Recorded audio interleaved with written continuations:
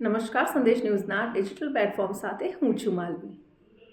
CBSE બોર્ડમાં અભ્યાસ કરતા વિદ્યાર્થીઓ માટે સારા સમાચાર સામે આવ્યા છે, જેમાં સીબીએસઈ બોર્ડની જે પરીક્ષાની પદ્ધતિ છે એમાં ફેરફારો કરવાની તૈયારીઓ ચાલી રહી છે।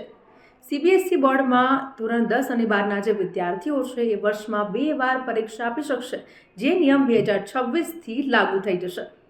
કારણ કે કેન્દ્રીય શિક્ષણ મંત્રી ધર્મેન્દ્ર પ્રધાન દ્વારા એક બેઠક યોજવામાં આવી અને એમાં સીબીએસઈ બોર્ડના જે અધ્યક્ષ છે, જે અલગ અલગ ગ્લોબલ શાળાઓના જે પ્રતિનિધિ છે અને એ લોકોની વચ્ચે બેઠક યોજવામાં આવી અને એ લોકો દ્વારા એક ડ્રાફ્ટ તૈયાર કરવામાં આવ્યો।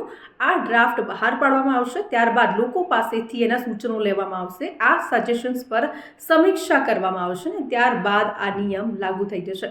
એટલે કે 2026માં આ નિયમ લાગુ થઈ જશે। વર્ષમાં 2 વાર સીબીએસઈ બોર્ડના ધોરણ 10 અને 12ના વિદ્યાર્થીઓની પરીક્ષા લેવામાં આવશે।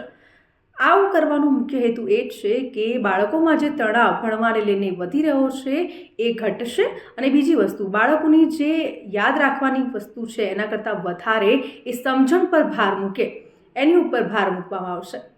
તો આ નવો નિયમ 2026થી લાગુ થઈ જશે। સીબીએસઈ બોર્ડમાં હવે 2 વખત પરીક્ષા લેવામાં આવશે।